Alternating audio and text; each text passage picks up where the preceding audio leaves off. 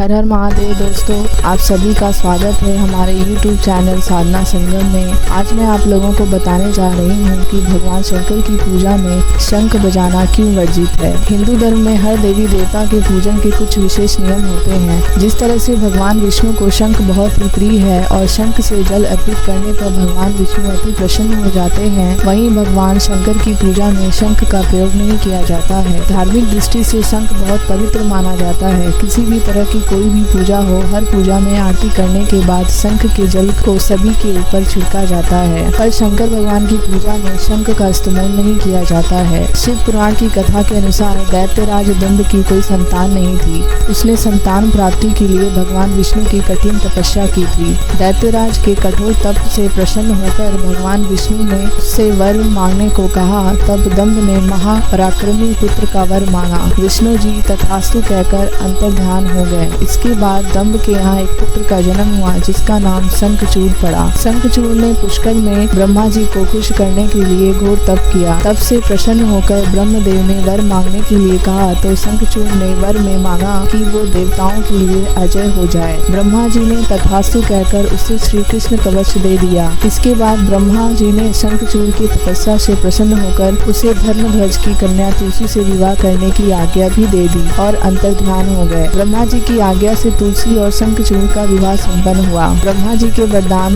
मिलने के बाद शंखचूड़ अहम में आ गया और उसने तीनों लोकों में अपना स्वामित्व स्थापित कर लिया। शंखचूड़ से त्रस्त होकर देवताओं ने विष्णु जी के पास जाकर मदद मांगी, लेकिन भगवान विष्णु ने खुद दंभ पुत्र का वरदान दे रखा था, इसीलिए विष्णु जी शंकर जी की आराधना की। जिसके बाद शंकर जी ने देवताओं की रक्षा के लिए चल दिए, लेकिन श्री कृष्ण कवच और तुलसी के पतिव्रत धर्म की वजह से शिव जी भी उसका वध करने में सफल नहीं हो पा रहे थे। इसके बाद विष्णु जी ने ब्राह्मण रूप धारण कर दैत्यराज से उसका श्री कृष्ण कवच दान में ले लिया और शंखचूड़ का रूप धारण कर तुलसी के सील का हरण कर लिया। इसके बाद भगवान शिव ने अपने त्रिशूल से शंखचूड़ का वध किया। ऐसी मान्यता है कि उसकी हड्डियों से शंख का जन्म हुआ है और विष्णु जी का प्रिय भक्त था। यही कारण है कि भगवान विष्णु को शंख से जल चढ़ाना बहुत ही शुभ होता है, जबकि भगवान शंकर ने उसका वध किया था। इसीलिए शंकर जी की पूजा में शंख का प्रयोग करना वर्जित है।